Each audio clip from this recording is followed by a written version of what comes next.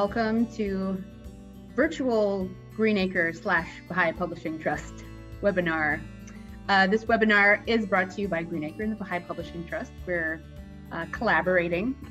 If you've never been to Greenacre before, I am coming to you from there. We're located in Elliott, Maine, which is the homeland of the Abenaki people on the banks of the beautiful Piscataqua River. And Bahá'í Publishing Trust is centered in Wilmette, Illinois, but I think has folks working for it all over. So yeah, if you all want to chat with each other while you're watching this webinar, you absolutely can. Just like Francis did, you can go into the chat down below and actually share your reactions, your thoughts with everybody. This is a webinar, so you'll only be able to see a few of us at a time. My friend Chris over here will be introducing our speaker authors soon.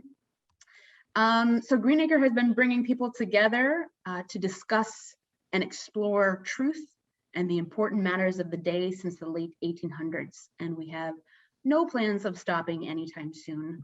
And Greenacre is very dear to a lot of people for many reasons, but one of those reasons is because Abdul-Baha, the son of Baha'u'llah, came to Greenacre when he visited the United States in 1912. He was here August 16th to the 23rd. And that was really what spurred us to have this webinar in honor of the anniversary of that visit. We will, the authors, the speakers will go for about an hour or so, and then we'll open up for Q&A. So if you have questions that pop up to you into your mind while they're talking, go ahead and put those in the Q&A chat box at the bottom. So not the chat, there's a separate icon that says Q&A on it. Click on that, put your questions in there. Please don't put your questions in the chat box because they'll get lost. There's people often share a lot and we'll lose the questions. So put them in the Q&A box. And I believe that is all for now. So I'm going to pass it over to Chris and he will introduce our speakers. Dear friends, Alawapa, my name is Chris and I am an editor for the Bahá'í Publishing Trust. The topic for today's webinar is Abdul-Baha's visit to Greenacre, and we are fortunate to have Ann Perry and Robert Stockman as our guest speakers.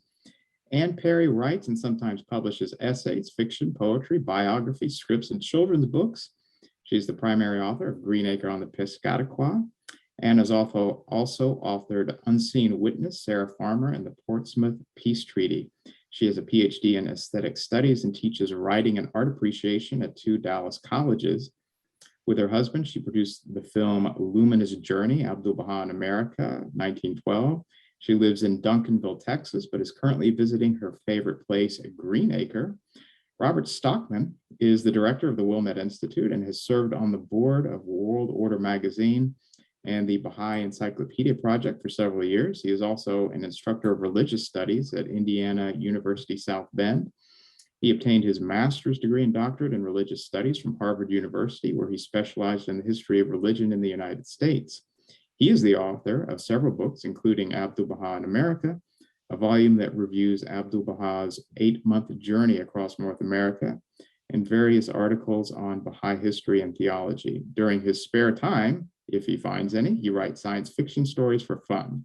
We are very fortunate to hear both Ann and Robert here today. Please join me in welcoming Ann Perry and Robert Stockman.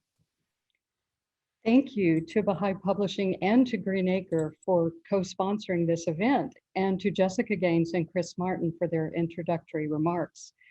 Years ago, I worked for the Bahá'í Publishing Trust as an editor and promotions coordinator, and it was there I learned something about the craft of book publishing and the efforts that go into it. And I've also worked at Greenacre and am here now and have learned to appreciate all that goes into its maintenance and success. So I have a great regard for both of these entities.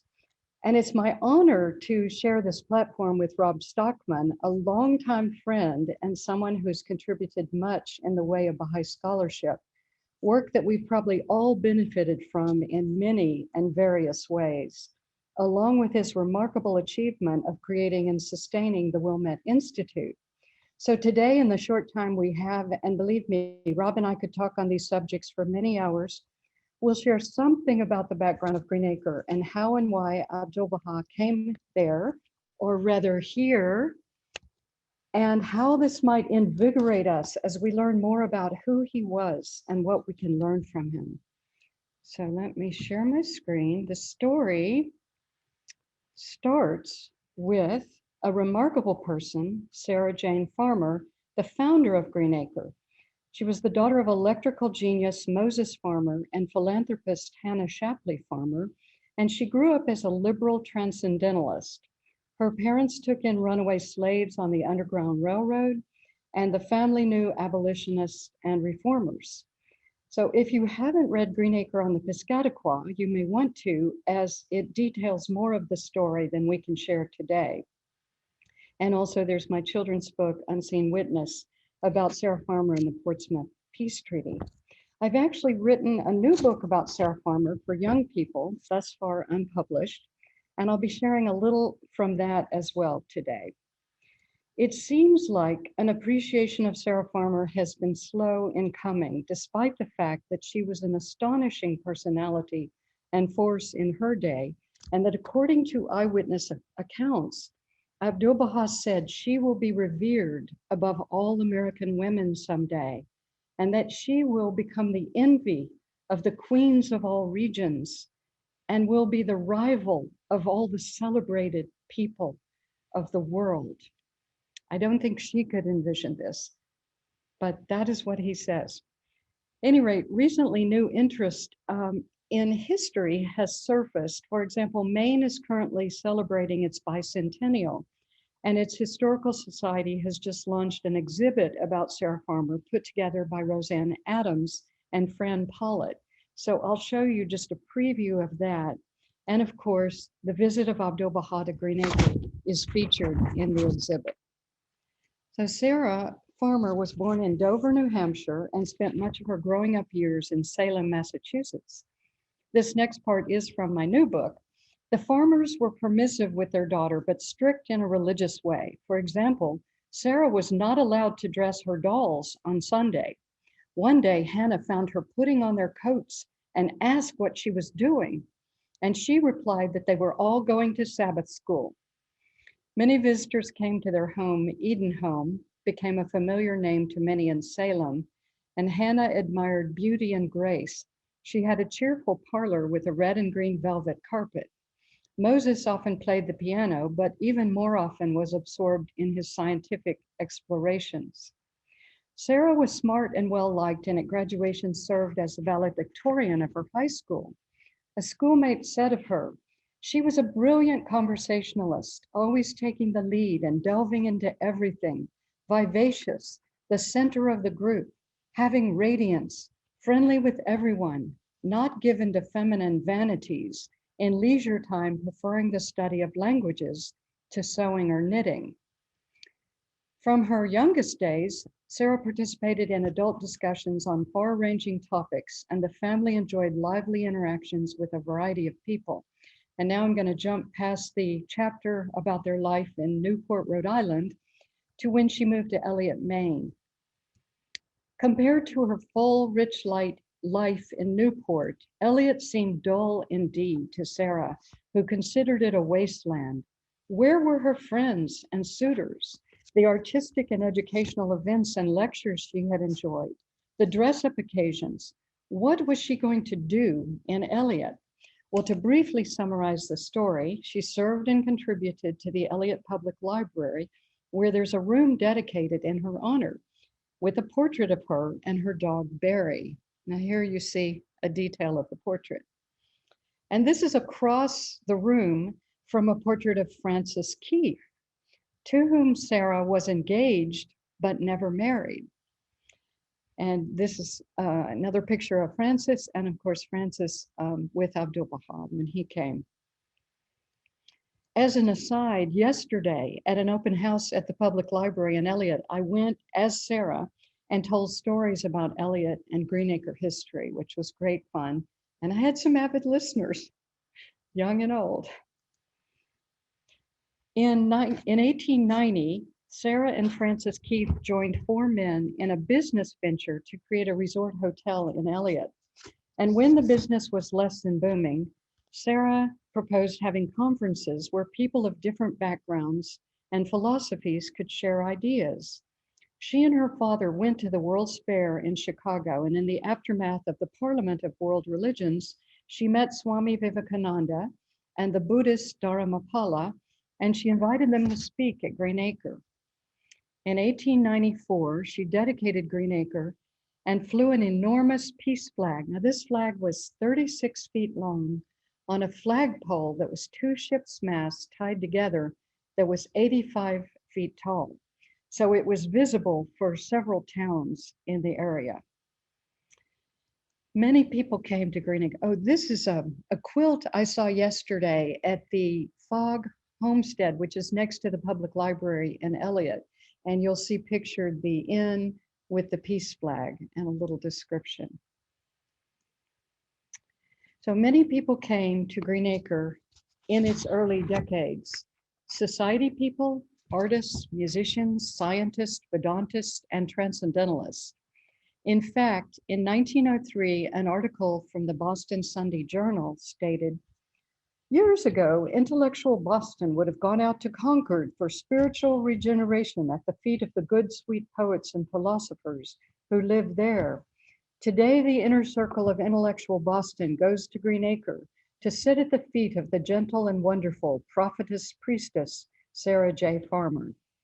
So she was quite well known in her day. But before that, in 1901, she had met Abdul-Baha in Acca, and that in itself is a remarkable story. So here you see her with some friends on the boat and in Egypt. And then when she and her friends entered the courtyard of the master's house and saw him at the top of the steps, they immediately forgot everything else. That night, Sarah wrote in her diary, "Heart too full for speech, received by our Lord." She had many questions she hoped Abdul-Baha would answer and wrote down 15 questions on paper and placed them on a sheet in her Bible. When Abdul-Baha called for her at 5 the next morning, she dashed off for her interview without her Bible and therefore without the questions. When she was seated before him, the master turned to the interpreter and said, "Tell Miss Farmer that this is the answer to her first question." Abdul-Baha then proceeded to answer each question in order until, unable to restrain her emotions, Miss Farmer burst into tears of happiness. Along with confirming her vision for Greenacre at that meeting, Abdul-Baha began a correspondence with Sarah that was a lifeline to her. 28 tablets to her are published in Tablets of Abdul-Baha. And one of the things he wrote to her was this: "O maidservant of God, know verily I was with you in spirit during your assemblage in the meeting under the standard of peace," or peace flag. "And I perceived ye with my spirit on the mount of salvation, and shared with thee in celebrating the praise of my Lord." So this was extraordinary, the bond that they shared and how they communed with each other without wireless or wired devices. So he also wrote, "Thy heart is connected with the callings of the kingdom of El-Abha, so that thou hast dispensed with the wires of the world, because the terminal of the spiritual wire reached the center of thy heart, and the other is placed in the spiritual center, vibrating information constantly through the power of the spirit and successively conveying the great glad tidings." I think we can work on communicating this way. So, and perhaps many of you are familiar with the pupil of the eye references Abdul-Baha made in a number of letters and conversations. And it was to Sarah Farmer in 1902 that he wrote the first known reference to the pupil of the eye. He wrote, "To Robert, Alice, and Louise, verily the faces of these," as to Robert, Alice, and Louise, verily the faces of these are of the pupil of the eye. Although the pupil is created black, yet it is the source of light. I hope God will make these black ones the glory of the white ones. And as the depositing of the lights of the love of God, And I ask God to assist them in all circumstances, that they may be encompassed with the favors of thy loving Lord throughout centuries and ages. So we can be proud that Sarah understood this message and worked for racial unity in her day, even before she was a Baha'i, and received the first message with the pupil of the eye imagery. At any rate, she visualized Greenacre as a great center of learning, and in her words, with throngs of people coming to it by boat, carriage, even walking. On the shore, there was a large tent with people comfortably seated, listening to a series of conferences on progressive subjects, free of charge so that all could come. There were all races and creeds there, and happy children and young people ready to learn how to make their lives of value. Peace was the aim of everyone's effort. And I saw also in the years ahead, the conferences would grow into a school and the school into a university. So it was to this place and its nascent form that Abdul-Baha came on a visit in 1912. Rob. What I want to do is talk a little bit about Abdul-Baha's visit to Greenacre, but also before and after Greenacre, the various other places that he went in July and August, actually, of 1912. And then later on, I'll talk about his significance as the part 4. This is sort of part 2 of our presentation, our common presentation. And I'll turn that off. Abdul-Baha first came to New England in May from New York, and he just visited for 3 or 4 days and went back to New York. It was very common for Abdul-Baha to go out, visit a place for 3 days or maybe as long as a week, and then go back to New York City or go on a long journey onto another place. So it was very common for him to visit a place just for a few days to a week, the exception being New York City, where he spent, I don't know, probably 3/4, 2/3 of the time altogether when he was in North America. He spent in New York. That was basically his headquarters. So his second visit to Boston was his trip on the way to Dublin, Dublin, New Hampshire. He only stayed for 3 days. He gave 7 talks there, and he spoke to the Theosophists. This proved to be important because one of the people he met there, W.W. Harmon, was one of their leading Theosophists in Boston. And he invited Harmon to come up to Dublin and meet with him. So he then went from there to Dublin, New Hampshire. And as you can see, he stayed in Dublin for, it was actually 23 days out of his 239 days. 1/10 of his entire time in North America was at Dublin. The reason he spent so much time there is multiple reasons.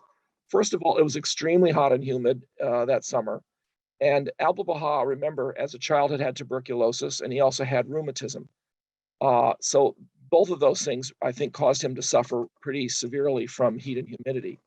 Normally, Acca is not too humid, but even there, he had installed cedar siding in his bedroom to kind of absorb the moisture so he could sleep better. At Dublin, he was able to sleep better than he was able to in New York City. In fact, one of his secretaries said that he thought the heat was going to kill Abdul-Baha, and they urged him to go to Dublin. Prominent Washington Baha'i had 2 buildings, 2 houses on the shores of Lake Dublin, and she turned one over to Abdul-Baha. This was a summer resort colony for wealthy people. The entire British embassy decamped to Dublin, New Hampshire in the summer, for example.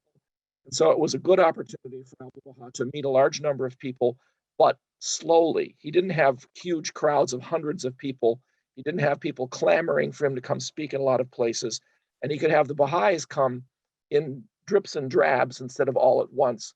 So it was much easier for him to deal with people here than it would be in, say, New York City or Boston. And so this is Dublin, and here is Dayspring, which was the farmhouse Agnes Parsons owned that she turned over to Abdul-Baha.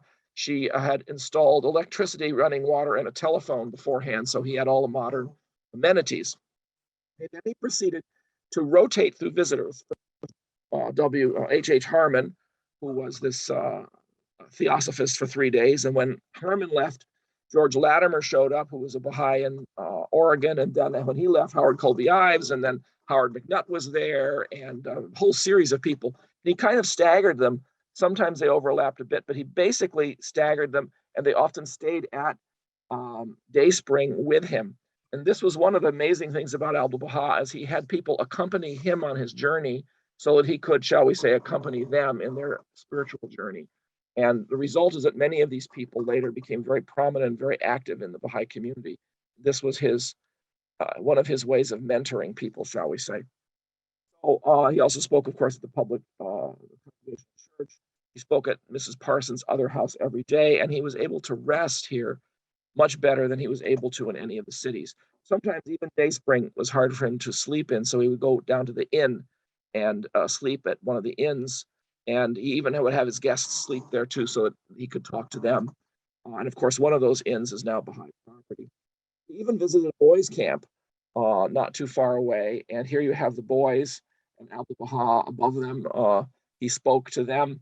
He also met with the black servants in Dublin. Almost all these wealthy white people brought their servants with them, and he couldn't meet in a house, so they used a boathouse right on the lake, where he was able to meet with them, and he was able to tell them about the impending marriage of Louis Gregory and Louisa Matthew. Many prominent people, some of whom actually became Baha'is, one of whom actually as ambassador to Japan decades later helped Martha Root out quite a lot with her work in Japan. He then came to Greenacre, and here you have a picture of him with Sarah Farmer on the right, walking across the grounds there on the left with some of his companions, traveling companions. I think probably my favorite story about his visit to Greenacre is Fred Mortensen, the young juvenile delinquent from Minnesota who had become a Baha'i as a result of a Baha'i lawyer helping him out. He really wanted to meet Abdul-Baha. He was able to get as far as Ohio for a conference, and then from there, with no money, he rode on top and underneath the trains all the way to Greenacre, showed up, of course, covered with dust. And Abdul-Baha asked him, "So how did you get here?" And he was very embarrassed to explain this to Abdul-Baha, who was impressed and kissed his hat and said, "You are my guest." Abdul-Baha kept him there at Greenacre, paid for his stay. And one night when there was a dinner that Abdul-Baha had been invited to at someone's house, he invited Fred Mortensen to come along and sat him at his right. Remember, these were upper middle class Baha'is, and Fred was not. So he did the same thing with Fred Mortensen that he had done with Louis Gregory in Washington, D.C. He upset the social order by having Fred sit with him at dinner. And then as Abdul-Baha was getting into his car to go to Boston, he saw Fred in the crowd, beckoned him over, told him to get in the car, and he brought Fred with him to Boston as well. And so Fred spent another 7 or 8 days with Abdul-Baha. And then I guess Abdul-Baha gave him the money, I believe, to go back to Minnesota, where, surprise, surprise, he saw Abdul-Baha again, of course, some months later when Abdul-Baha came through Minnesota. Abdul-Baha went to Boston the 23rd to the 30th of August, staying in Helen Maria Wilson's house here, which is also Baha'i property today, on the hill in Malden. They converted that upper level of the house, the attic, into a dormitory for like 7 or 8 men, because he had quite a few people in his entourage, and a constant flow of people visiting with Abdul-Baha there in Boston. Quite a heavy schedule of people. He gave quite a few talks.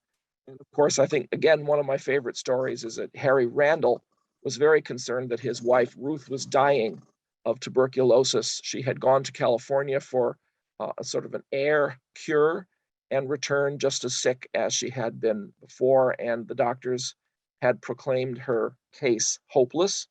And so it was just a matter of time before she passed. Harry went to Abdul-Baha and was immediately welcomed into the meeting with Abdul-Baha. Instead of having to wait for hours, Abdul-Baha agreed to come and meet Ruth. So they all crowded into a car. In those days, with no seatbelts, they'd put 10 or 12 people into a car, And they went over to the house, which was in Medford, if I recall, probably 10 miles or so away. He met with Ruth, and he had Dr. Farid examine her briefly. And he told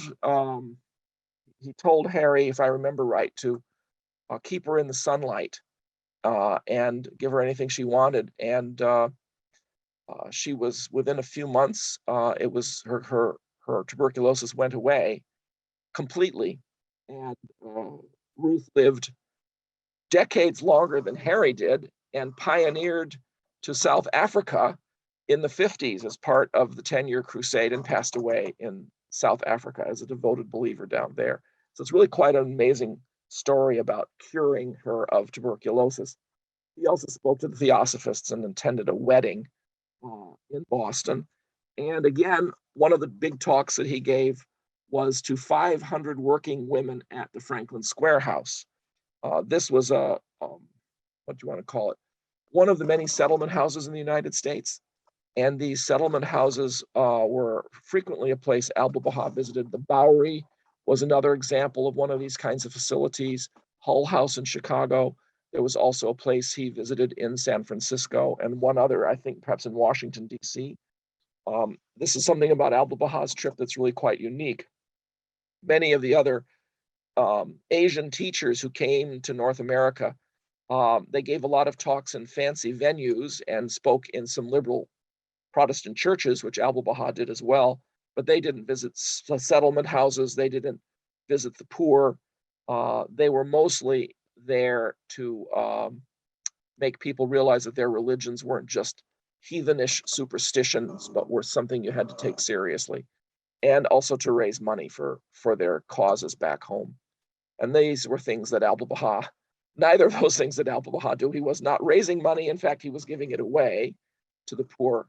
And he wasn't just hobnobbing with the wealthy, but he was meeting everybody and meeting with them, of course, on their own terms. So that's a quick summary of Abdu'l-Bahā's visit to New England, and particularly Greenacre. And Anne will now continue the story, I think, with more about his visit to Greenacre. Thank you so much, Rob. I had a question that I'll go ahead and answer now, because it was about how did Sarah Farmer learn of the faith? And it's interesting that Phoebe Hearst visited Greenacre in 1897, and she may have told Sarah about the faith, but the story that we know more commonly is that Sarah discovered the faith as she was on this boat going to Egypt. And as we know, Phoebe had taken, first of all, Phoebe Hearst rescued Greenacre financially in those early days, periodically. And in 1899, there was a Baha'i quote in the Greenacre program. But the story that we most hear is that when Sarah went to Egypt with her friend Mariah Wilson, who owned that house that Rob was talking about in Malden, they ran into two old friends, Josephine Locke and Elizabeth Knudsen, who wrapped their destination in mystery. And later, discerning that they were going to Acca to visit Abdul-Baha, when they got to Egypt, they cabled to be able to join them. And of course, the answer was yes. So it is possible that Sarah learned of the faith before she got on the boat, but we don't really have any details about that. And her house burned down in 1904 with many of her papers and such. So, you know, we're still trying to piece together the story. But at any rate, when Abdul-Baha actually came to America, Sarah wrote this letter to Ali Kuli Khan. I think daily of you now that I know our Lord is in your midst. What can I do for him? For 12 years, I've looked forward toward welcoming him to Greenacre, and I've not been there since 1909. So to explain briefly, she was in a sanatorium in Portsmouth for the 3 years, and she hadn't been to Greenacre at all. I am now in the doctor's hands, but our Lord encourages me that I am to be well. The longing to see him is beyond all description. Will you kindly tell me about his strength? Can he walk about the lanes? How can we minister best to him? Good night and blessing to you all, especially to our master. Much love and tenderness. How glad I am that I went to Acca. Every day the love increases. And here's a letter from Sarah to another friend after his visit. She says, "Blessed Cecilia, our glorious master arrived at Greenacre the very day you wrote. Words cannot tell you what it was to me to look upon that beloved face once more. Everyone loved him. He came from Dublin, New Hampshire in an automobile, and Dr. Cowles was kind enough to take me in one to meet him. How beautiful it was. He gave us a whole blessed week and called on me twice, once to say goodbye. Oh, my dear, life is different with his love. I greet you both. Rahabe." Now, what's interesting that Abdul-Baha often gave the early believers Persian names, and Rahabe was the name that Abdul-Baha gave to Sarah. I'm not sure when and how the name was given to her, but I believe it's what's engraved on a little silver cup in the Elliott archives. And I've run across several instances in which Sarah signed her name Rahabe. So it means none, or perhaps something like consecrated one. So when Abdul-Baha arrived at Greenacre from Dublin, more than 500 people gathered to meet him. The road from the main street to the inn was illuminated by Japanese lanterns, and I hope you can see them in this picture, all lining the road. After a festive reception, he gave a short talk on the search for truth and later delivered an address in the Iranian, a lecture hall dedicated to peace. I've also heard it pronounced Iranian, not sure which. Abdul-Baha stayed in the inn and gave public talks at Greenacre that were fundamental to the Baha'i view of education and human development. He urged his listeners to study reality. In Greenacre, you must concentrate your forces around the one all-important fact, the investigation of reality. Expend your efforts on this, that the union of opinions and expression may be obtained. On the following day, he spoke of the pleasant climate of Greenacre, visited the homes of several of the friends, and gave another talk in the Iranian. Mahmoud, who traveled with Abdu'l-Bahá in America and served as his scribe, noted on that day, "Many of the fortune tellers, spiritualists, and ascetics came there to Greenacre every year to spread their superstitious views. The address of the beauty of the covenant, Abdul-Baha, demolished and destroyed their cobwebs of superstitions. They were checked to such a degree that some of these impostors, who in previous years delivered lectures contrary to the cause of God, now came to his holy presence, bowed before him, and expressed repentance." In the evening, Abdul-Baha offered sweets to ascetics who refrained from eating certain kinds of food. "Food has nothing to do with faith," he told them. "You should eat things which give you strength and enable you to acquire spirituality." On August 18th, Carrie Kenny prepared dinner for the master. He again spoke in the Iranian and met with many people who had come long distances to seek his advice. On August 19th, he praised the climate of the country and warned his audience not to hold superstitious beliefs. He visited a girls' campsite by the winter, sat on the grass, and watched them pitch their tents before addressing them. He gave instructions for the 19-day feast that he would host the following day. That evening, he spoke on the eternity of the dominion of God and the holy manifestations. During the next day, which Rob has already told you about, he received Fred Mortensen, who had once escaped jail while awaiting trial and had been a fugitive for 4 years. Fred's attorney, Albert Hall, had introduced him to the Baha'i faith, and Fred had climbed aboard a freight train in Minneapolis and had ridden the rods to Portsmouth. Mahmoud wrote, "The beloved one said to Fred, 'You are my guest.' Every day he bestowed on him kindness and gave him money for the expenses of his journey. He paid for many indefinable expenses, which were never known to anyone." And if you get a chance to see the film Luminous Journey, which is now on YouTube and its official channel, there's a great section about Greenacre in which we tell the story of Fred Mortensen. And in Abdul-Baha's room, we filmed a little scene with one of the guests. And any rate, you'll want to see that or read his own account in the book to understand how Fred felt when he arrived dusty and disheveled. And he was asked before before the other guests who were society people to meet with Abdul-Baha. And he was very embarrassed, you know. Any rate, you can read the whole story. So on August 20th, Abdul-Baha visited Sarah in Portsmouth, and together they viewed places of historic interest, including the Navy shipyard in Kittery, Maine, where the signing of the Portsmouth Peace Treaty had occurred. And that's another story, but Sarah was the only woman to witness the signing of the peace treaty. I'll hold myself back from telling that right now. When they arrived at Greenacre, before alighting for the car, he kissed her on the cheek. So these are very precious photographs because I don't believe we have any other photos of Abdul-Baha kissing anyone. This occasion must have been particularly poignant for Sarah, who had waited to see him for 12 long years and had not even been over to Greenacre for 3 of those.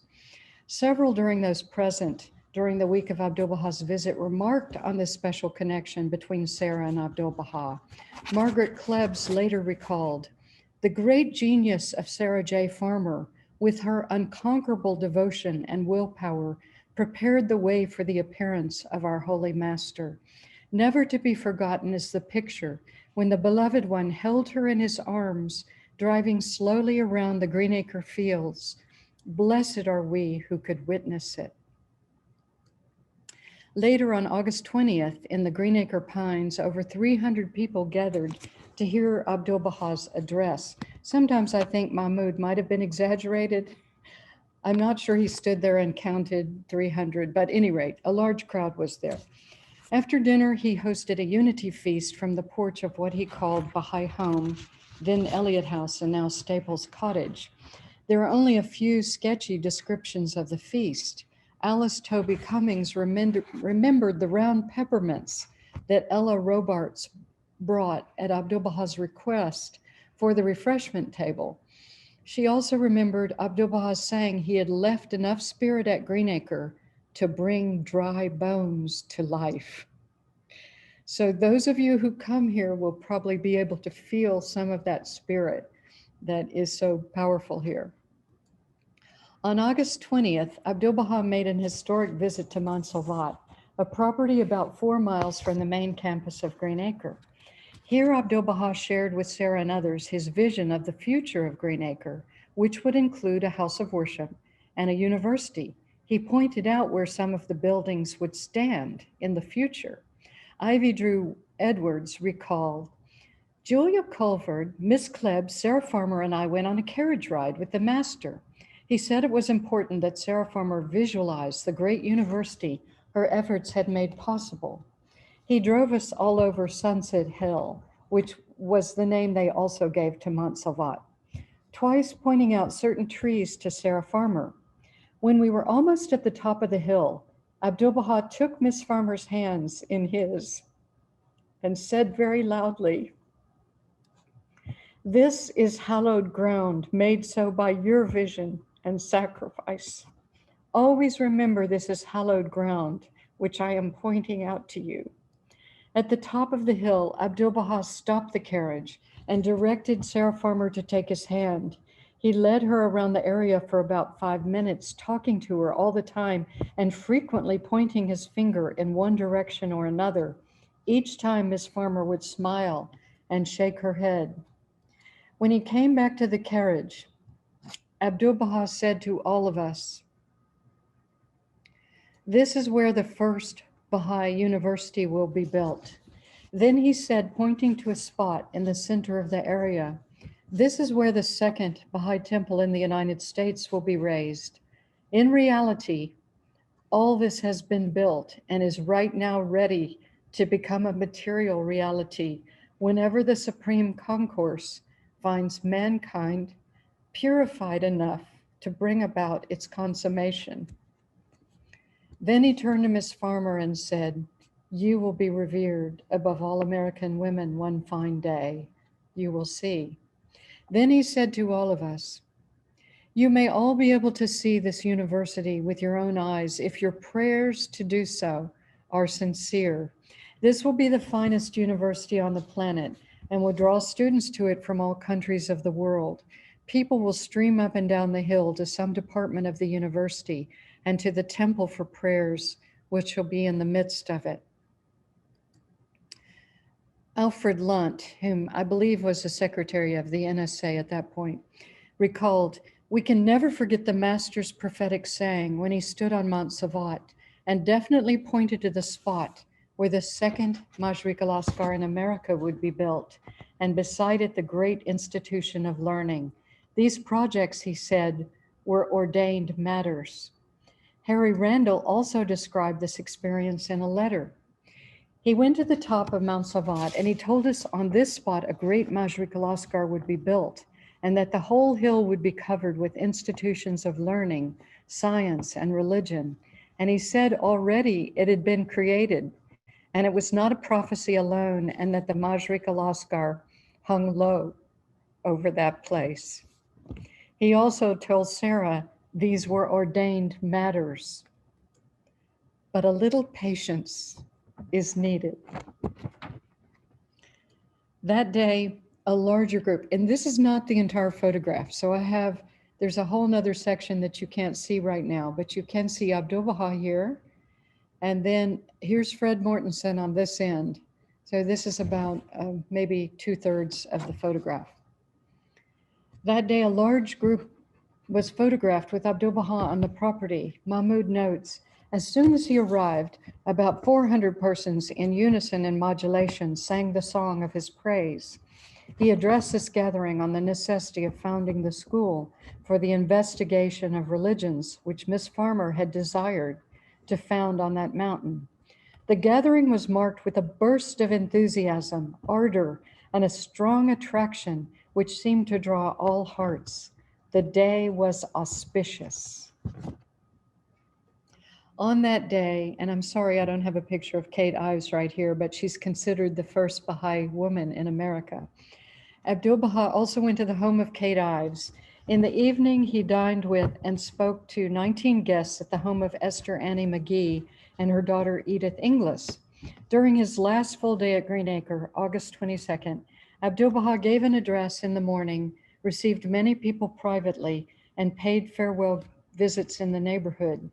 He spoke that night on the need for unity of the races and the elimination of prejudice. On August 23rd, the last morning of his stay, a crowd lined the road to wave their handkerchiefs, many wet with tears, as Abdul-Baha departed in his carriage. From there, he went to Portsmouth for a final visit with Sarah, who fell weeping at his feet. And he had told Sarah that in the future, your value shall appear among the nations of the world, and tribes and people will arise to praise you.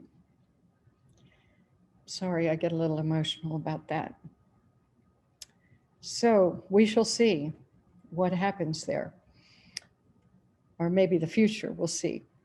So as well as revealing a special prayer for Sarah Farmer, Abdul-Baha made a number of statements about Greenacre and how he hoped it would develop. So here's one of his oft quoted statements. Are you well? Are you happy? This is a delightful spot. The scenery is beautiful and an atmosphere of spirituality halos everything. In the future, God willing, Greenacre shall become a great center, the cause of the unity of the world of humanity, the cause of uniting hearts and binding together the East and the West. This is my hope. So here is the present day inn and some of the other buildings on campus. I hope you all get to visit sometime. And of course, the future looks bright. Thank you. Thanks, Anne. That was marvelous, really, really marvelous. You have a better picture of Mortensen than I do. So now the results of his visit to North America in particular, I'm not just going to focus on the results in Greenacre or New England, but more generally, what happened. I love this first quote from Abdul-Baha, that he had observed all doors open and the ideal power of the kingdom of God removing every obstacle and obstruction. When he was at one point crossing San Francisco Bay on a ferry boat to go back to San Francisco after speaking in Oakland or Berkeley. He was looking at the beauty of the bay and was saying, "Oh, Baha'u'llah, what amazing things you have done, how much you have opened the doors for us." He was very much praising Baha'u'llah throughout his visit. But I think one of the things about Abdul-Baha that particularly impresses me is his approach to people. As I have this description of Abdul-Baha's strategy, his modus operandi, sort of how he operated, he seems to have been wanting to move the public into the ranks of the interested, some of the interested into the ranks of the attracted, some of the attracted to the ranks of the involved, and some of the involved to the ranks of the consecrated. So he was trying to generate, shall we say, a centripetal force, bringing people to the revelation of Baha'u'llah and bringing them as close to the center as they could go, depending on their faith.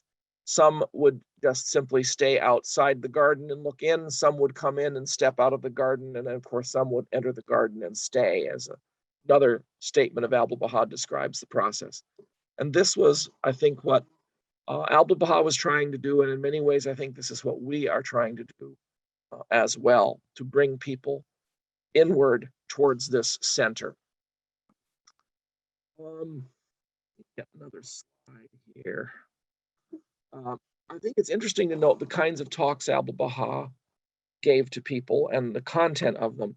He often emphasized the so-called Baha'i principles, and he talked about as many as 11. I've seen 11 in one talk. He started out by just talking about 1 or 2, and then he talked about 3, and then 5, and then 7, then 8 or 9, and then 11. He actually increased the number of principles he talked about as he crossed the continent. This is not because he was putting them together spontaneously. He had done the same thing in Paris in 1911, starting by talking about 1 or 2, and then eventually getting up to 10 or 11 or 12. So it's an interesting thing that he did. He always started with either the oneness of humanity or independent investigation of truth. And these two principles of the faith, in a sense, are the same, because the thing that makes us all human beings is our rational capacity. And so by emphasizing independent investigation of truth, he's emphasizing our universal capacities. And by emphasizing the oneness of humanity, he's emphasizing our universality as members of this same spiritual species, shall we say, these abilities that we have. And so those are the main principles. And then, of course, the others he talk about all flow from those. Abandoning prejudice is clearly an example of independent investigation. Harmony of science and religion is an example of independent investigation. Equality of races and sexes is an aspect of the oneness of humanity. So you can see how these all ultimately flow from those principles or their implications, such as the need for universal education or a universal language, so that justice and unity can be established throughout the world. However, it's also interesting to note that he also emphasized things to Baha'is a little differently than he emphasized to the public. He emphasized very much to the public the need for love and unity to bring people together.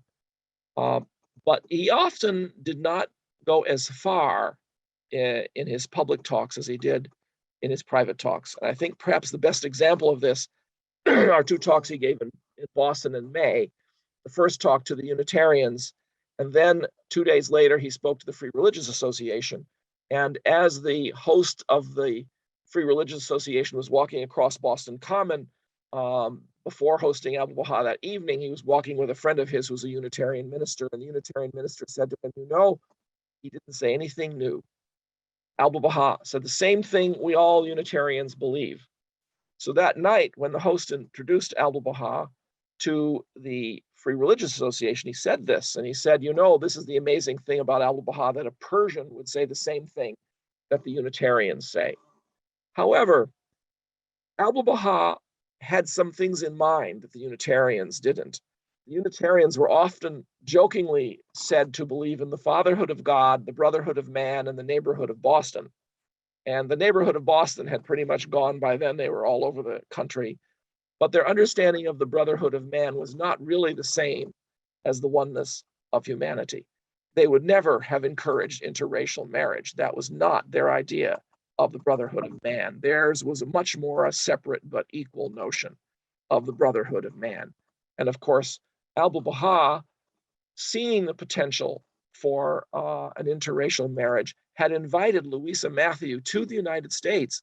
She had met Louis Gregory when they were both on pilgrimage in 1911. She went back to England, and Abdul-Baha wrote her and said, "Come to America with me." And so she came down to Naples and got on the ship that Abdul-Baha was steaming to America on, because it had stopped in Naples. And she came to America with Abdul-Baha. He encouraged, in very subtle ways, Louisa Matthew and Louis Gregory to get to know each other. He, at one point, even gave her a flower and said, "Please give this to Mr. Gregory." She finally said to him in Chicago, I think it was May 1st, "So do you want me to consider marrying Mr. Gregory?" And Abdul-Baha said that it would please him very much. She said, "But you know, I can't ask him. She's a woman, after all." And Abdul-Baha's reply is, "Well, if he loves you, he will ask you." Then, of course, a few hours later, Abdul-Baha spoke to Louis Gregory and broached the subject, which utterly shocked Louis Gregory. According to the translator, he went out and walked around Chicago for several hours thinking about this idea. He was, after all, it was being suggested to him would have get him hanged in half of the United States. And of course, it was illegal in 24 of the 48 states, more than half of the states in the United States, it was illegal. So Abdul-Baha was encouraging this marriage as the paradigmatic example of the oneness of humanity. This is what the oneness of humanity really meant. It was a shock to the Baha'is. They were saying, "Well, you know, yes, we understand the idea of the oneness of humanity, but this is too much for us right now. Maybe eventually we can deal with it." And of course, they had to deal with it for 40 years because Louis didn't pass away until the early 50s, and Louisa a little later. They're both buried, of course, right there in the cemetery near Greenacre. And so for 40 years, their presence together in Baha'i meetings was a constant reminder to the Baha'is in a Jim Crow society of what the oneness of humanity really meant. And this, of course, had a profound impact on the culture of the American Baha'i community, on the communication style, on the awareness, the consciousness of the oneness of humanity among the Baha'is. Abdul-Baha also emphasized the equality of men and women.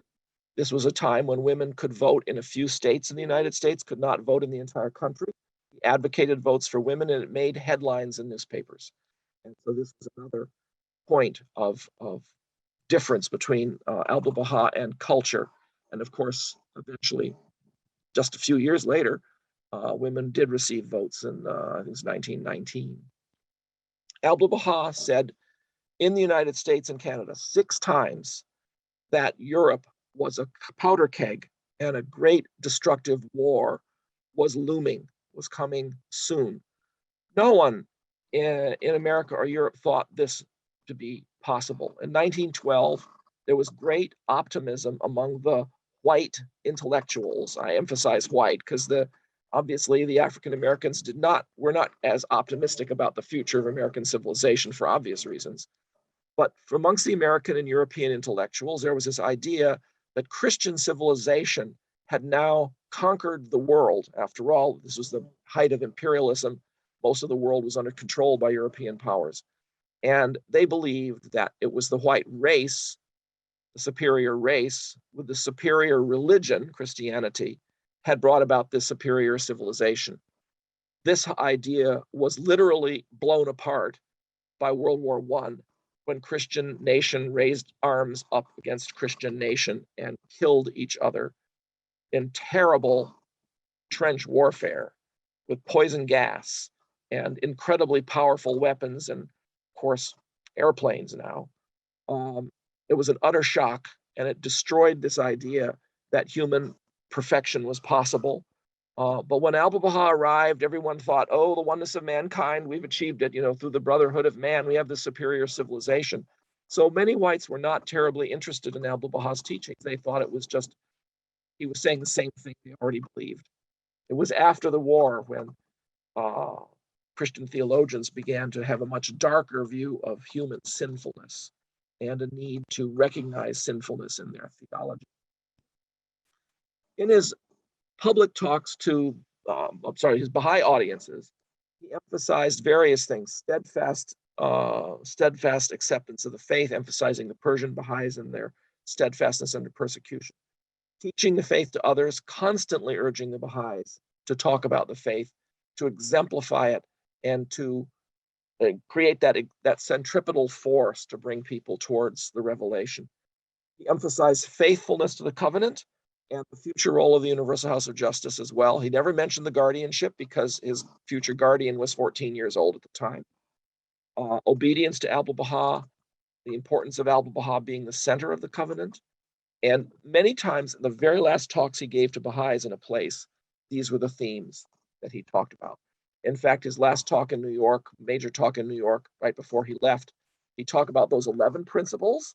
And then he basically said, these principles will not happen without the covenant, without the administrative order. And this, of course, is another reason why the teachings appeared to be platitudes to many non-Baha'is, because it was something that was not really achievable without the covenant and the administrative order. He built Baha'i community in some very important ways. He had the Chicago Baha'i governing body reelected because there had been disunity there and a potential covenant breaker had been elected to the body, so he had them reelected, and that gentleman was not reelected. He met with the New York governing body as well, the Board of Council, and encouraged them. He stressed, again, obedience at the center of the covenant. He made many comments that anticipated the provisions of the will and testament, especially about the House of Justice. And of course, there he is laying the cornerstone of the Baha'i Temple. And of course, that little cornerstone there at his feet, you can see today if you go to the Baha'i Temple in Wilmette. As you can see, I have a picture of it right here behind me. I'm not actually there, of course, but it looks better than my basement. He did not stress Baha'i practices. Those came along later. Didn't mention obligatory prayer. He didn't mention fasting. There were Baha'is who were fasting. There were Baha'is who were saying their obligatory prayer.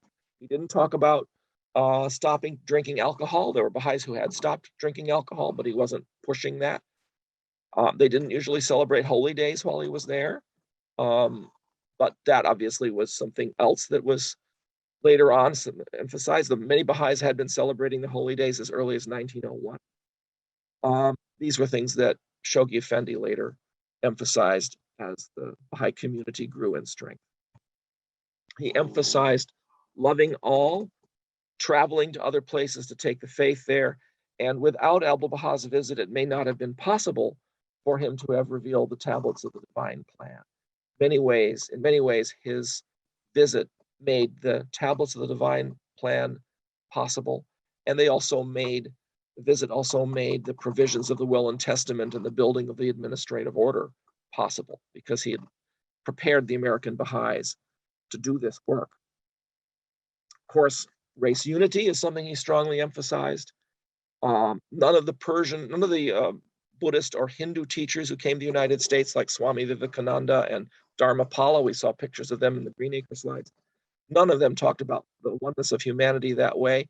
They often came as apologists to defend Hinduism or Buddhism from charges of them being heathenish religions. They spent most of their time defending their faiths and sometimes fundraising for projects they were doing back home. They didn't really produce communities. About 100 people became Vedantists as a result of Swami Vivekananda. 2 people became Buddhists as a result of Dharmapala. And of course, they were mostly hobnobbing with the wealthy, not visiting with poor people. Abdul-Baha violated the provisions of society repeatedly. I mentioned Fred Mortensen. He also had Fujita come with him to California so that he could speak to Japanese communities there. And of course, anti-Japanese and anti-Chinese hatred was very strong in California. So having Fujita as part of his team made a statement in itself. Having Louis Gregory sit in a dinner with the white Baha'is at his front right hand made a statement again about the oneness of humanity, and of course the interracial marriage did as well, so that he clearly emphasized unity of all people in his behavior. One of the results was that The Crisis, which was the leading magazine for African Americans, edited by W.E.B. Du Bois, made Abdu'l-Bahá Man of the Month, in June of 1912. And Du Bois was very impressed by Abdu'l-Bahá and wrote about Abdu'l-Bahá and included an obituary of Abdu'l-Bahá in 1921 in the crisis. Otherwise, there was relatively little interest in Abdu'l-Bahá's teachings by whites, though Kelly Cheney, who was a British New Testament scholar, became a Baha'i, and Albert Léon Guérard, who taught at Stanford, became a Baha'i. Well, didn't become a Baha'i, but he became very influenced by Baha'i teachings and supported world government and world language efforts later in his life. So we had those two examples of white intellectuals, but the biggest impact was clearly on the African American community. About 50 people became Baha'is, not a huge number, but many veteran Baha'is had their understanding of the faith revolutionized. Many young people said, I became Baha'i in 1912. Maybe they were 4 years old or 10 years old or 12 years old, but it was Abdu'l-Bahá's visit that made them Baha'is, in their Baha'i families. And interestingly enough, later on, there was a lot of difficulty in the Baha'i community after his visit because it sharpened some of the divisions within the community. Finally, his impact worldwide is continuing to grow. He sent newspaper clippings and letters home to Iran so that Iranian Baha'is knew what was going on, and they were thrilled to hear about his reception in North America. You can imagine, as a persecuted community, how much this was encouraging for them. The South Asian teachers like Vivekananda, they made their reputation at home as a result of their visits as well. So that it was a rather similar situation. Abdu'l-Bahá's visit is still largely unknown in Iran, but you can be sure in the future that many Iranians will be looking at his emphasis on human rights, on the equality of men and women, many of these other key principles of the faith as they want to rebuild Iranian society. And so I think Abdu'l-Bahá's visit will have a much bigger impact in the future on Iran. It was, according to Shoghi Effendi, the culmination of Abdu'l-Bahá's ministry. And so it was really a singular event for Abdu'l-Bahá, for the world, and for the future. Thank you all so much. We have a few questions in the Q&A box and a lot of comments in the chat box about how much people learned.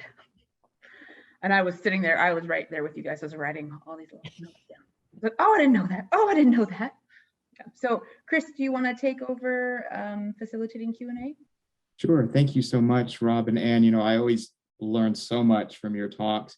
Just before we get into the questions real quick, remember, if you're like me, you're listening to this and you're just learning so much and you want to learn more, please feel free to go to Bahá'íBookstore.com, the Bahá'í Publishing Trust website, or you can download our app.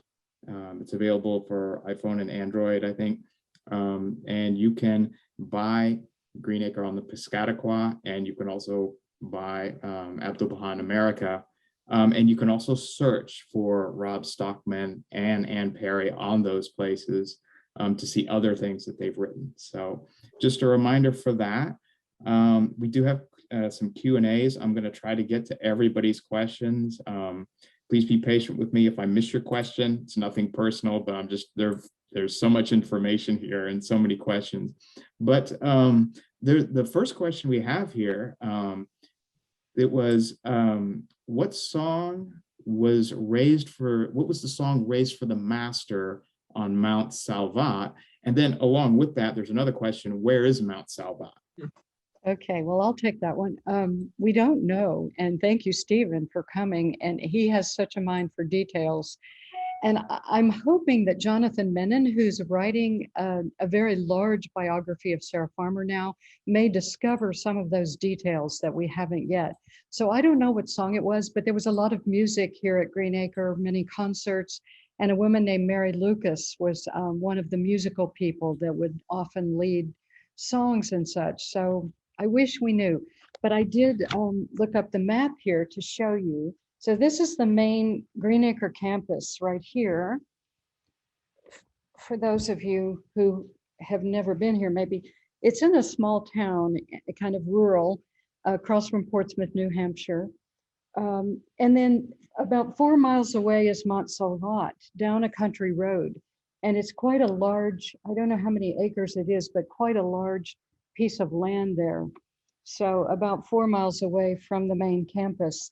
It's actually just under 2 miles from here. Oh, 2 miles. Okay, thank you for the correction, Jessica. So it might be 4 miles on the road, but as the crow flies, it's not that far. well, at any rate, it isn't that far. And sometimes some of us will tromp up there and, you know, there's mosquitoes and such, which Abdul-Baha talked about mosquitoes at Greenacre, by the way. Did he? In one of his talks. And if you come to the series starting on Monday, you'll get to hear those talks that he gave each day. And the mosquitoes are featured in one of those talks. Next question is, what did Abdul-Baha do during World War I? Why don't you take that, Rob? Yeah, well, of course, during World War I, he was in Acca, I should say Haifa, some of that time. At that time, remember, Haifa, Acca, Palestine in general was under Ottoman control. The Ottomans were on the German side of the war. And so you had the British down in Egypt, and ultimately they invaded Palestine and wrested it from the Ottomans. So there was a lot of danger. There was a lot of uncertainty. What was going to happen? When would the British come up? Would the Ottomans go down and try and drive the British out of Egypt?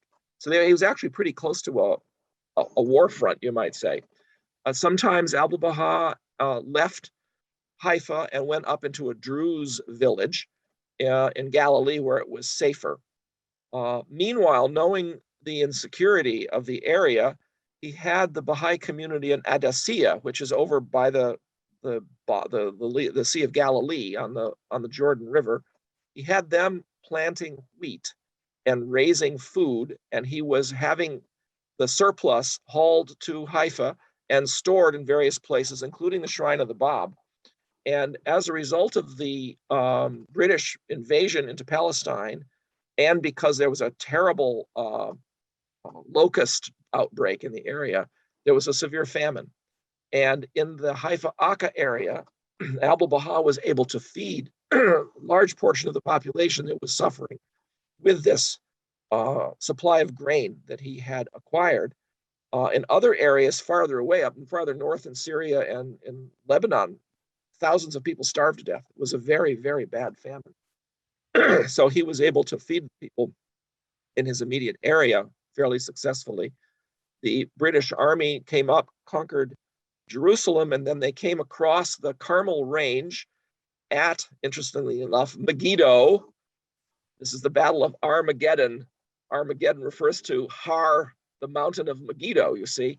So it's actually quite interesting that right there at Megiddo, they crossed through the gap, and then they came down and they, of course, liberated Haifa and saved Abdul-Baha from any kind of trouble from the Ottomans. And the first thing the British general said was, you know, Haifa has been liberated, Abdul-Baha is safe.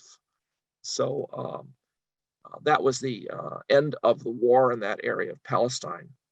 So Abdul-Baha also was not able to send tablets to people because you couldn't send letters across the war border. He could send postcards, and so he was able to send the first tablets of the divine plan on postcards. Well, he could not write letters and send letters, and so he spent his time often talking about various topics, and one of the results was the Memorials of the Faithful, or a series of talks he gave during World War I about prominent believers. The next question is, how did Sarah Parker's family take her belief in the Baha'i faith?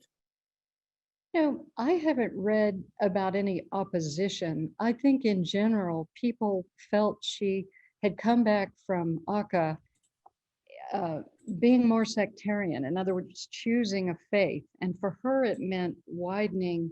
This faith embraced everything, and it was a rock on which her feet could not be moved. But there was a lot of criticism generally, but I haven't read about family criticism of her. Again, more research needs to be done about that. But, you know, those were kind of controversial years because the society people wanted Greenacre to be a lovely resort. The artists wanted Greenacre just to be a place steeped with art and music. The Vedantists wanted the yoga classes and the teachings of the Swami. The Transcendentalists wanted a place where their philosophy could be expressed. And then there were the Baha'is, the young, burgeoning Baha'i community. And so eventually there was a court case. And of course, Sarah was removed from Greenacre conveniently because of part of this political wrangling.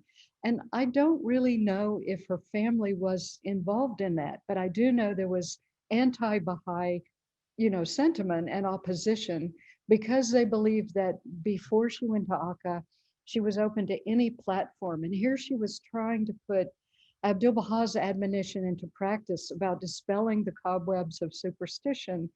And she was giving talks with Mirza Abu Fazl on the Persian Revelation. But people criticized that because they didn't understand what that meant in the way that she did. And it must have been very hard for her. In fact, she wanted to start a second Greenacre in Georgia, but was not able to.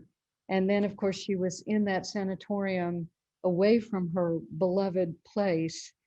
And she must have felt at the end of her life, although she did get out right before she died, a few months before she died, she came back to her home, and then she died there and was buried behind the house.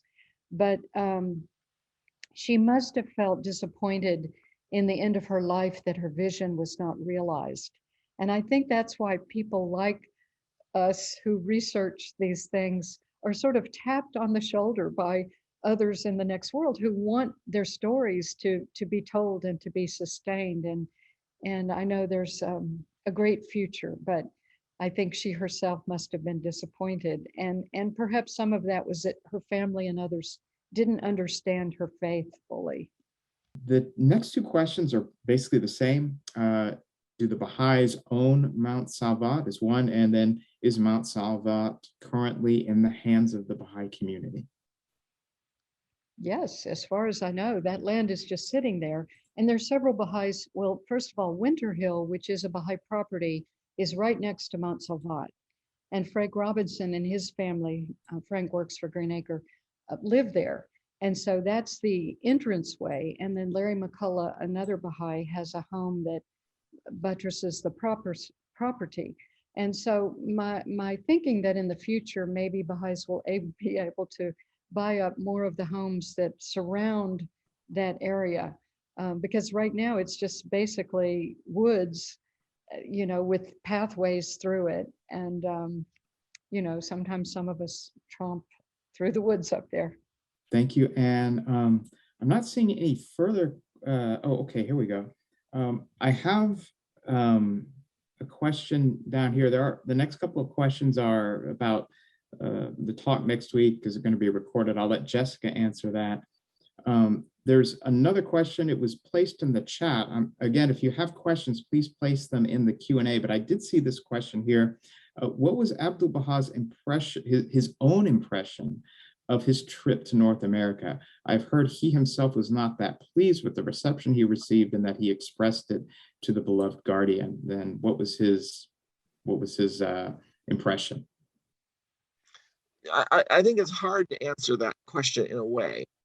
I think Abdul-Baha's overall impression, he was pleased. I'm sure he could have wished that the results were greater than they were, because anyone would always wish that. It's very interesting that at the very end of Juliet Thompson's diary, she says that there's a look on Abdul-Baha's face as he's sailing away from New York for the last time, that to her was a look of disappointment. And she felt very much that the American Bahá'ís had failed him. And there are statements by the Guardian to pilgrims that suggest this as well, but it's very difficult to know what the Pilgrim's notes really, what the context of the Pilgrim's notes are, because we might not have really the entire statement by the Guardian. Certainly Abdul-Baha made statements like if the Baha'is had lived up to one principle of the faith, all the country would be Baha'i by now, and that kind of thing. We certainly see those kinds of statements by Abdul-Baha, but that doesn't necessarily mean he expected it to happen. In fact, I often wonder, he often said he wouldn't come to America until the Baha'is were unified. And so the Baha'is were certainly all at Twitter, we have to be unified, we have to be unified, we have to be unified. But I don't really know that they necessarily became any more unified, and he came anyway. So it's kind of an interesting question. How do you measure this unity? How much more unity was there? To what extent was there more unity? And these are very difficult questions, I think, to answer. The cup could be seen as half full or half empty. If I could add to that, in Europe, because he traveled further, sometimes he would make wonderful statements about the American believers and what he found and the independent. But I also know that he was appalled by the racism in the United States. And he emphasized different things in different places. Like in France, he emphasized spirituality because he found a lot of the people very materialistic. And he was disappointed in Paris in some ways because it was a beautiful city, grand, with all this wonderful civilization, but spirituality was lacking. Yeah. And in England, he emphasized peace. And of course, England suffered a lot during the war. So, and then in America, he emphasized race unity. So it's hard to say what he felt, but I think too, we have to remember he had a superhuman knowledge and instinct, and he was human in his physical self, and the trip was very hard. And of course, 67, 68 was a lot older than it is now. But I'm sure that, in his affirmations to the believers that he would always be with us and that we should recollect these times and bring fresh delight to them, I think that he must have had some vision of the importance being discovered later. In fact, he made some statements like that. One was in Montreal. And so here now we are later, and we are discovering some of this power and greatness and amazing ability to bring people together. I think we're only now starting to have a glimmer of understanding what this means, and really ardently working for unity of humanity. He emphasized how he was sowing seeds. Mm-hmm. And I think some of those are still germinating. They will for a long time. Yep, I think so.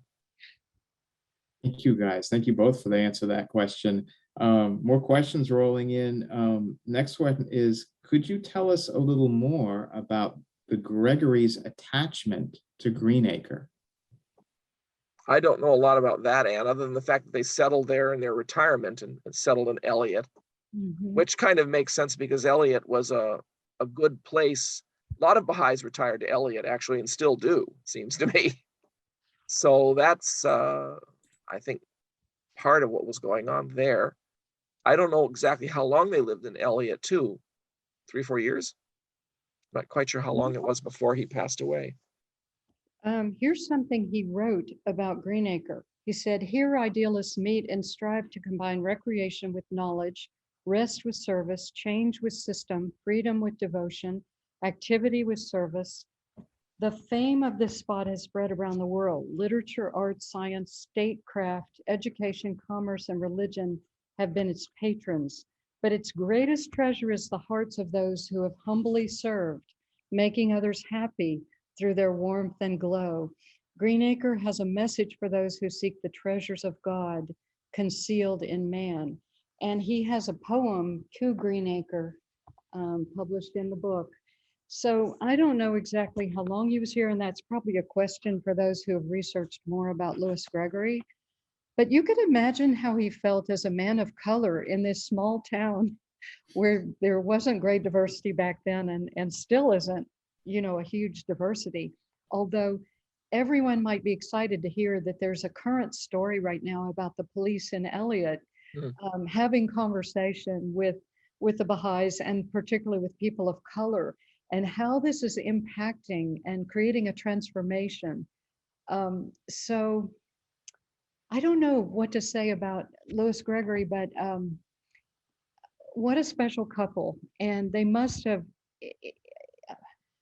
lifted up the Baha'i consciousness here at Greenacre during their days, as did many people who came. You know, Agnes Alexander was here, Martha Root, Rahia Khanum.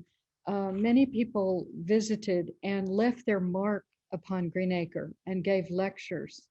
So he was one in great company. I'll Yeah, just Rahia Khanum was there as Mary Maxwell, of course, True. many summers. And I've had a very funny story from the late Dorothy Champ, who was an African-American Baha'i, similar in age, more or less, being a roommate for Mary Maxwell. And when Mary Maxwell would have still been a teenager, I suppose, and coming into the room and finding, I guess it was a hat on the end of Mary Maxwell's bed, picking it up, finding a snake, because she was known for liking to collect snakes. So Mary Maxwell really had quite an active teenagehood while she was at Greenacre as well. I will just say briefly that I recently heard that, well, for one, the Gregories lived in a little cottage just across the street from Greenacre. And they, from what I've been told, one of the reasons why they came here is, of course, because Greenacre is here, but it's also one of the areas where it was legal for them to live together as a married couple. But however, it was not legal for Mr. Gregory to buy a home. And so two Baha'is put their funds together and purchase this home for them. That's just a little tidbit. So the next two questions are asked by the same person, so I'm going to just kind of put them together. The first one is, how did Abdul-Baha handle being called a prophet all the time? And the next question is, it's kind of a trivia question. I understand Abdul-Baha answered an actual phone call for the first time in Paris. Are there any other firsts that happened to Abdul-Baha in the West? So again, the first question is, how did he handle being called a prophet all the time? And then the second one is, are there any other firsts that happened to him, you know, like while he was in the United States? Go ahead, Rob. Well, I don't know how he handled being called a prophet. I think he most likely laughed it off or ignored it. He certainly corrected people whenever they mentioned it to him directly. The phone call, yes, he answered the phone in Paris. I know, I remember, and he said, this is the first time I've spoken on the phone. He, of course, also had sat for a color photo in Paris, which was not only the first for him, but it was one of the first color photos ever taken in the world. One of the first, I don't know, a few dozen. And it's even recorded in a book about the history of color photography. So there's that interesting one. He probably had never ridden in any automobiles in Palestine. So he probably was riding in automobiles for the first time in Europe, I would think. You know, it's interesting. He learned a lot about long distance train travel while he was in North America. At first, they wouldn't get any sleeper cars, and they would just try to sleep, you know, sitting up in the passenger compartment. That always meant when Abdul-Baha arrived in the city where he was going, the first thing he did was check into a hotel and sleep. Eventually, it occurred to him he was losing an entire day, or half a day anyway, as a result. And Mrs. Goodall insisted that they all have sleepers on their trip from San Francisco to Los Angeles. So as a result, when he came back to Chicago from Los Angeles, he said, we will have a sleeper every other night. And the result was when he arrives in Denver, he's fresh and he's able to meet with the friends for that 24 hours of 10-second meeting in Denver. And then when he arrives in Chicago, and again, he's only there for a day or two on his way back east, he's able to really spend his time with the friends intensely. So that to me was kind of an interesting innovation by Abdul-Baha. Not innovation, but a sort of discovery that these sleeper cars were quite useful. And you know, he said that his health was actually better when he left America than when he arrived. So it was the invigoration of all of the friends, the energy, the interest in him, but the heat and humidity was practically enough to kill him too. It was very difficult. Someone asked, how did I know he had polio? He didn't have polio, he had tuberculosis. And that's mentioned by Bagliuzzi in Bagliuzzi's book. I had not noticed it, but a 14-year-old who had noticed it pointed it out to me back in 2012 when I was working on my book. So that's where that information comes from. And Mr. Nakhjavani said that Abdul-Baha also had tebe asabi, sort of nervous fever or heat fever or something, and that this was another problem that Abdul-Baha had. The heat tended really to affect his sleeping and made it very hard for him to function. And I can't think of really first, but I've read several places where the friends remarked about how natural he seemed everywhere he went. He seemed to be at home with all kinds of people and in all kinds of circumstances. And Stanwood Cobb was saying how different he was from a lot of the spiritual teachers that came to Greenacre in his humor, and how he laughed and told jokes and wanted people to be happy. And so we get the sense that Abdul-Baha really was detached and able to flow with circumstance, and to have intuition too about things like trains that would, any rate, he seemed to kind of be very accepting. And in that way, he's a great teacher for us. Another thing about Abdul-Baha that has really struck me, Abdul-Baha was an intensely active person. Mm-hmm. And I remember reading when he would speak in churches, he would often be pacing back and forth in front of the audience. And he had his Baha'i prayer beads in his hand, and he's, working on the prayer beads as he's talking, and he's pacing. And if you ever see the movie of Abdul-Baha, when he's at Howard McNutt's house, you'll notice him pacing, his mouth is moving, and he's got his prayer beads.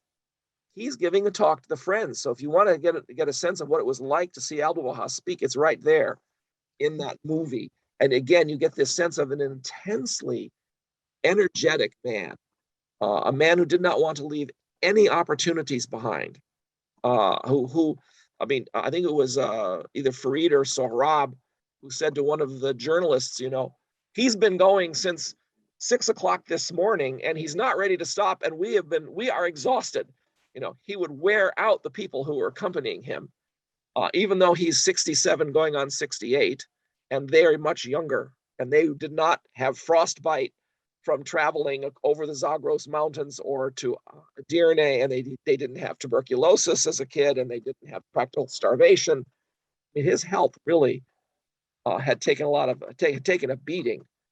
That's one of the reasons why he went to Egypt, because he needed to recover. But he ran people ragged who were associated with him. Yeah. Great. That was a great answer. Thank you both for that. Next question is Rob. It says, Rob spoke of Abdul-Baha's visit widening some divisions in the Baha'i community. Can you say more about this? This is my theory. But at first, a lot of the Baha'is, the Baha'is said, we're starting this new religion. My goodness, we're joining a new religion. It's got new teachings. We're changing the world. And then as the social teachings begin to sink in more, Baha'is are saying, we can't possibly convert everybody. We have to convert the churches to these teachings. They can remain Christian, but they have to be Christians and understand these teachings too. So you had more and more Baha'is saying, we can't pull out of the churches. We shouldn't hold our Baha'i meetings on Sunday morning, because then we can't go to church. We should go to church, and we should hold our Baha'i meetings on Friday night instead. So you had in the Baha'i community in the late aughts and in the early teens, increasingly this tension between the people who are saying, look, we're creating a new religion. We can meet on Sunday. And others who are saying, we shouldn't meet on Sunday. We really should be able to stay in the churches and sort of be a leaven and help to change the churches from the inside. So there was this increasing tension. And that tension played out in various ways in the community. One of my favorite early Baha'is is Louise Waite. Some of you have heard of her. She wrote all these songs, these hymns, Baha'i hymns, and she wrote songs using the hidden words and songs using prayers from Abdul-Baha and all this. And at one point, Alice Buckton, who was an English Baha'i, came to her when Abdul-Baha was in Chicago. And Alice Buckton said, you're making it really difficult for us. You're really messing things up. You're giving people all this Baha'i loyalty and all this Baha'i culture, and we want them to stay in the churches. We don't want them to have that Baha'i culture and Baha'i loyalty. And this really upset Louise Waite. So she went to Abdul-Baha and said, well, what do I do? You know, you've been encouraging me to write these songs and all this. And that's what I've been doing. And Abdul-Baha said, keep doing it. Alice Buckton is young in the kingdom. So I love that phrase. So there was this tension that was going on. And then during World War I, when the Baha'is had no communication with Abdul-Baha, this really broke into a dispute in Chicago with some people wanting to create their own reading room and their own sort of understanding of the faith, and the other Baha'is wanting to continue their own way. And this produced a covenant-breaking situation in Chicago, which didn't really get completely resolved until after the war was over. Did he meet with any indigenous, any American indigenous on his trip? I think they're referring to Native Americans on his trip. Well, there's a wonderful story that takes place in Canada with a little boy that observed, let's see, what was his name? I'll think of it in a minute. Loft. Loft, Jimmy Loft. Okay, so he was watching as his train was passing, and a man with a turban stood up and waved to the child, and he was so surprised he fell off the fence. And 40 years later, he saw a portrait of Abdul-Baha in someone's home, and he became a Baha'i, and he was the first one of his tribe. I think it was Mohawk, to embrace the faith. But I know Jessica's very sensitive to the fact that we are on the Abenaki indigenous land here, and I don't know if she has anything to add to that, or Rob, you may. I know that, you know, there's other stories about Native Americans who had dreams and visions of Abdul-Baha.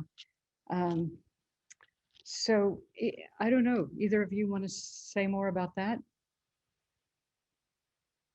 Yeah, we've been getting this question a lot lately, and Jim Loft is who we keep coming back to, and he's the only one so far that we know of. He didn't necessarily meet Abdul-Baha, but he did see him on that train. It knocked him off the fence post he was sitting on. And I just, in the chat, I did put the title of the book that was written about him and his wife, Melba, which I've been meaning to read, and I hear is phenomenal. Yeah. I've been reading a little bit about their lives and about their story, and it's pretty intense. Yeah, in 1912, the indigenous situation was just about as low as it was going to get. You know, the population had been decimated. Most at that point, there were urban Indians, but the majority of Indians were still living, I think, mostly in rural areas. Now, Abdul-Baha didn't visit any of those rural areas, mostly because he visited places where there were Baha'i contacts already. So, and there were no Baha'i contacts in those places, so he didn't visit them. That's also why he spent very little time in the South. I'm sure it would have been great if he'd gone to Texas. The Texans would have loved it, as Ann can tell you, but Abdul-Baha didn't go to Texas. As far south as he got was Washington, D.C. So there were large areas, of course, with native populations that he didn't visit, and not a large number of urban Indians. The one person whom he did know was really a wannabe, which is itself an interesting story. There was a man in Canada whose name, it's going to take me a minute to remember it, was Jackson. William Jackson, Jackson. He was from Ontario. He was raised a good Anglo-white boy in Ontario frontier, who then moved out to Saskatchewan and Manitoba at the same time that Louis Riel was bringing about the Métis Rebellion in Canada. This was 1868, maybe 69, I don't remember the exact year. The Métis were people who were half French, half native, half indigenous.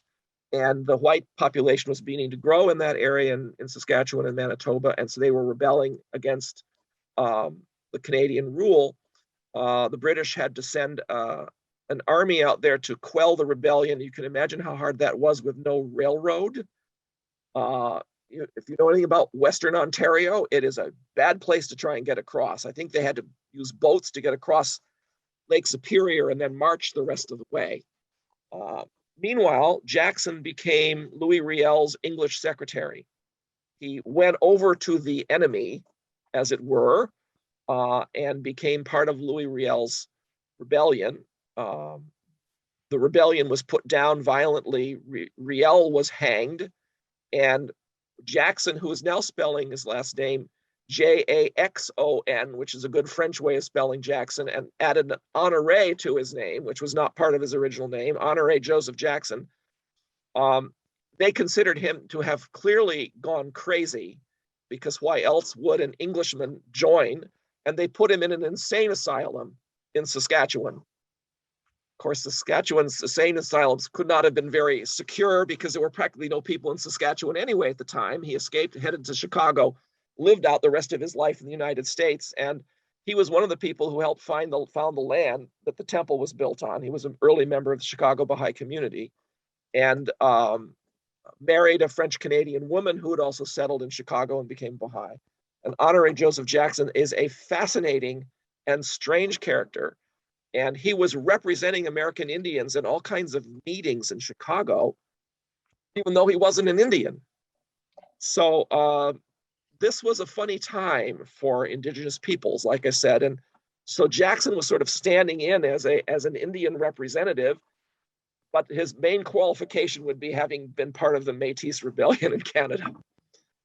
There's an entire biography of him published by a sociologist who lived in Alberta, not a Baha'i, and it's a fascinating book. I can't think of the title of it, but I have a copy of it somewhere around here, and I can always email the information to people if you'd like. But it's really quite an interesting book. The guy died in New York in the 1950s, sort of as a member of the New York Baha'i community, but by then he'd kind of drifted out of the Baha'i community.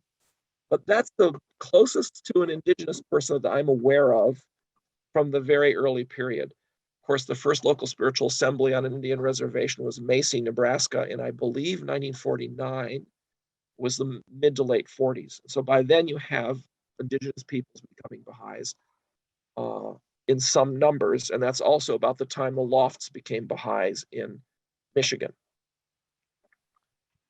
Chris, I'm wondering if we can skip to the last question. So the question here is, was there any contact during the visit with elder Black leaders such as Harriet Tubman, who were still alive at that time? Abdul-Baha met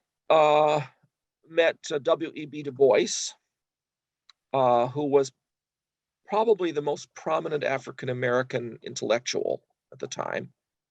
He met with Robert Abbott, who was the editor of the Chicago Defender, who later became Baha'i. I think he probably met Ida Wells, who was one of the leading voices in exposing lynchings. She would go south and she would write up in detail information about the lynchings that were taking place and publicizing it to the great embarrassment, horror, and anger of many white people. He met Ida Wells. I don't know who else he would have met at the fourth NAACP conference. And one of the things that would be interesting to know is who attended the fourth NAACP conference in Chicago that Abdul-Baha spoke at. He also spoke at Hull House. I think the conference was at Hull House, but he spoke there separately. So I don't know where Harriet Tubman was living at the time. He would have met a fair number of people, African-American people in Washington, D.C. My guess is that about half the people who were in his audiences in Washington, D.C. were African-American, because he spoke at several large venues, both at Howard University and at the Mother Church, the Mother AME Church there in Washington, D.C. Those were both large audiences. So he would have met many prominent members of Howard University's faculty would have met him, presumably. But I don't know if people have really assembled a list, and I don't know if we have archival information about that. And I wonder if you could speak very briefly about the contacts that Sarah had. She was friends with, I think, well, she knew Sojourner Truth. Could you speak a little bit about that? Well, in her early days, she knew some of these people. Now at Greenacre, George Washington Carver came, W.B. Du Bois came up. This is an area of great interest to me, but I don't know a lot of facts about who came when. And but I do know that she welcomed people of color speaking, and that must have been unusual for the time. And she also created a work and education situation where families could come up from the South and work in Elliott. And so her heart was very much there with inclusion. And I just wish we had more details. So to come. So I just want to thank Doctors Ann Perry and Robert Stockman for your time, and Chris Martin from the Bahá'í Publishing Trust. Every time we have either of these authors come here, it's just a learning extravaganza for all of us. And it's so fascinating, and it's so interesting that we are at just the beginning of understanding all of this history. And it's just wild to me to think that in the future, all of these things many of them will be common knowledge, but we are some of the first people to be learning these gold tidbits of our history. So thank you all very much. Appreciate you all. And we will see you all in a Zoom square, if not in person one of these days. Thank you so much, Jessica. And just a final word from Abdul-Baha. I will be with you always. All right, everyone. Chris, did you want to say anything? Oh, no, just thanks to everybody. Thank you to Rob and Anne for coming. Thanks to you, Jessica. And thanks to everybody who joined us. And to the Bahá'í Publishing Trust for making this possible. Thanks to the Publishing Trust. Oh, thank you. It's great. Thank you, guys. Have a great day. We'll see you around. All right. Thanks, everybody. Thank you. Bye. Bye.